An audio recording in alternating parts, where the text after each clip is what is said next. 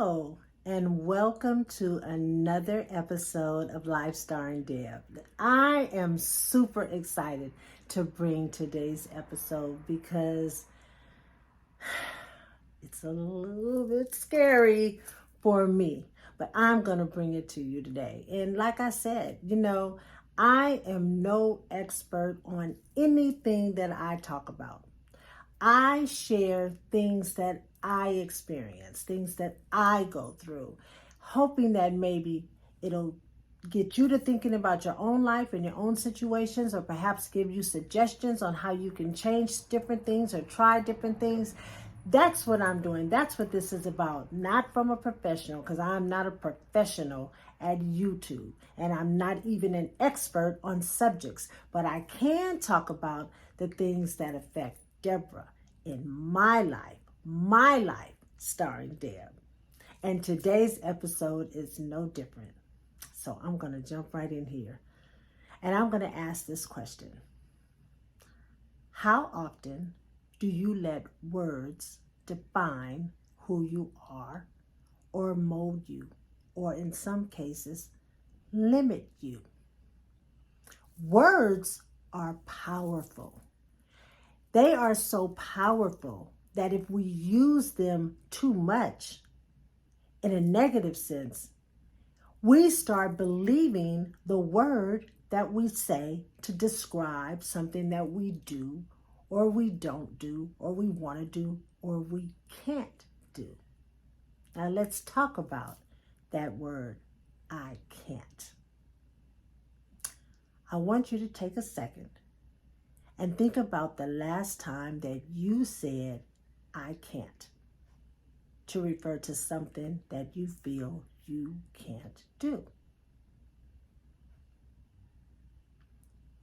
Recently, I have heard people say, I can't swim, I can't dance, I can't skate, I can't drive a stick, I can't kiss, I can't apply my own makeup, I can't do my own hair, I can't shop for myself, I can't shop for my kids, I can't speak Spanish, you name it. I have heard it. I can't. And why do we say I can't? So let's think about me.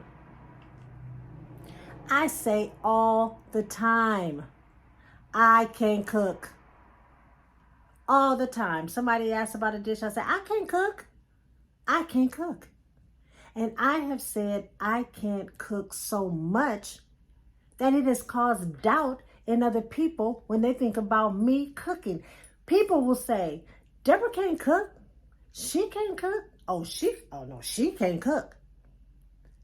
And the thing about it is, most of the people that have said I can't cook are people that I've never cooked for, or people that have never had my cooking. And how do I know that? Because I don't cook. Because I always say, I can't cook. I'm the person at the potluck that will bring the paper goods, the sodas, the forks, knives, spoons. But I'm not going to bring the meal because I can't cook. At least that's what I say. I can't cook. And then I hear, well, how is it that you can't cook? You've got 4 kids and 6 grandchildren and you can't cook? And I always have an answer. Because I don't have to. Because everybody that I have ever lived with, either in a house or apartment, have always been great cooks. And when I say great, I mean burning in the kitchen, getting it in. So I haven't had to cook. But I like to eat. So it's an equal draw for me. You cook, I eat, I'll even clean the kitchen. Because I like to clean up. I just do it. It relaxes me. I don't know. So I've never had to learn how to cook. So I don't. So I say I can't. Because up here, I feel like I can't. Like when I look at meals that have been prepared for me in the kitchen that we share, I'll say, I can't do that. I can't. can't cook, so I can't cook. It's easy for me to just say, I can't cook. But let's look at the word I can't and why it is easy for me to say I can't. Number one, fear. I'm afraid. Afraid that it's not going to turn out right, that it's not going to look right, that it's not going to taste right, that people are going to laugh and talk about me. So I shy away from it because I'm afraid. Now, I can cook something so that I don't starve. Like my grandson will tell you, Grandma makes the best eggs in the world. He calls them Grandma's favorite eggs. Famous eggs. And he's finicky. He can look at something and go, ugh. He can smell something and go, ugh. But he will eat my eggs and ask for seconds. I know how to cook tacos. I know how to cook tuna casserole, my famous tuna casserole. I can cook toast and bacon, my famous eggs. I can cook the hell out of some brisket. I mean, what is there to cook? I take it out the package. I wash the meat. I put it in a crock pot. I grab me some Lipton's onion soup mix. I sprinkle it on top of the meat. I put a little water in the crock pot. I put the top on it. I turn it on and I go to work and I come home and it is tender as hell. I even know how to mash potatoes. I can peel the potato. I can cut it up. I can put it in a pot with water. I can add some salt to it. I can let it boil. I can pour out the water. I can get the masher and I can mash it all up. Add a little bit more butter, mash it all up. I add some milk, mash it all up, put some powder on. Yeah, I know how to do that. So I got meat and potatoes. And then after that, I don't know. But the fact of the matter is, I say I can't, when in actuality, I probably can. If I take the time to learn, to ask questions, to start simple, and then gradually add more things. Because look, if there's a cookbook, I know how to read. However, if it's too many steps involved, I'll say I can't do it. They say dice, saute, simmer, brown, words like that. I'm not going to do it. I can't do that. I can't do that. But actually, I probably can do that. If I take my time, if I ask the right questions, and if I have the mindset to succeed. Because if I keep saying I can't, then I've already failed. If I don't try, then I've already failed. And I don't want to fail. I want to learn. So this is my kitchen. This is the stove where some of the best meals that you ever think you're going to eat was cooked on this stove.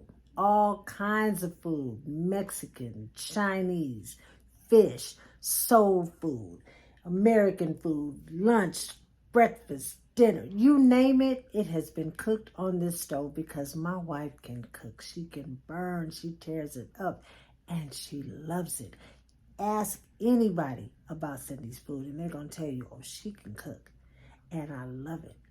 Then we have the air fryer for good chicken and other stuff she puts in there. And then, of course, the microwave to warm it up. And then we got this toaster oven. I mean, I have everything, brand new stainless steel pots and pans that, make not only good food, but a good appearance too. So I have everything that I need to cook. I just need to do it.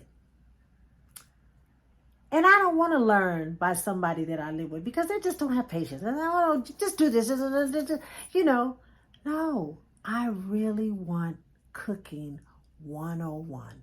And I have been saying forever that I was going to take a cooking class. I'm going to take a cooking class. I'm just going to learn how. I'm going to take a cooking class. And I've said it, and I've not done it. But guess what? I was on Facebook, and I was surfing, and I was looking at stuff. And then I saw one of my favorite chefs had put a post up that he was offering a cooking class. Oh, I'm in. Sign me up. But at first I had to inbox him. I said, now when you say cooking class, are we talking about people that already know how to cook and they need recipes? Because if it's that, then I'll wait for the beginning, the TK, the pre-K, the kindergarten class, the class that says this is a spoon, this is a stove. That's the class I want, from the basics. And he said, Deborah, yes, it's a beginning class. So come on in. So I am going to take a cooking class today with my friend William Bly. He is one of the best caterers, the best chefs in Los Angeles, California. And if you have had his cooking, then you know what I'm talking about. So I am going to take a class today because I want to learn and I want to be able to prepare meals for my family. I don't think that my wife should be the only person, or my daughter the only person in the house that cooks food. And I want my grandchildren to be able to say at some point, you know, I used to love grandma's cooking. Right now, all they can say is, grandma makes the best eggs. But I want more than eggs. I want some meals. I want to do it for my family. I want to do it for my friends. And I want to do it for myself. Because from this day moving forward, I will not say I can't cook. And I will no longer tell people that I don't know that I can cook. I mean, like, I can convince somebody that I can cook because they just feel like I need to. And if they start it off, then I'll just finish it and I'll come up with a whole meal. Maybe lying, because I didn't cook all that stuff.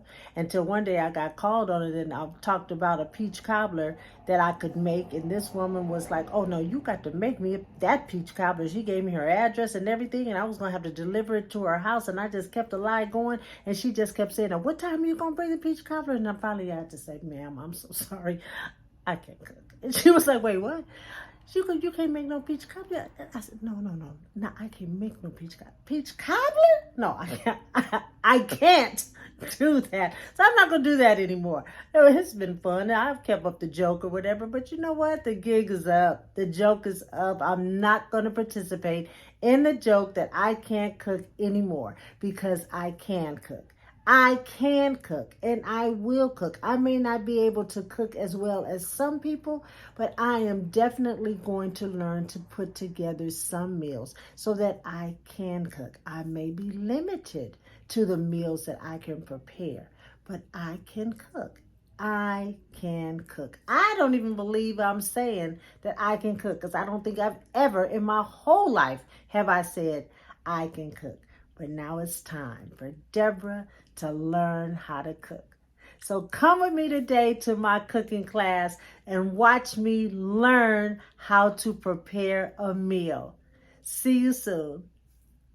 So I'm here and I'm about to go to my cooking class, and I'm so excited. Come on in with me.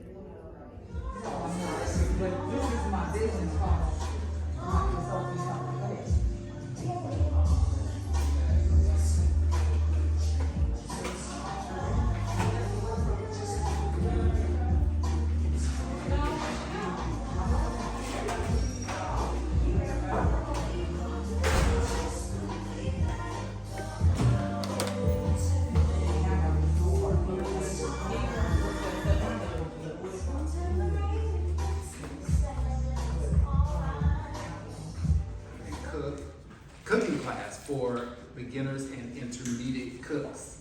I did anticipate a little bit more people being here, but you know, things happen, and this is the first one. So you know, most time people want to see how the first one go, and then they'll be a part of the next one. So I do want to thank you guys for being here. I want to thank you for sharing part of your day with me, so that we can, you know, go over a few cooking fundamentals for beginners and intermediate. Or kind. Right here? Or you want to mix it?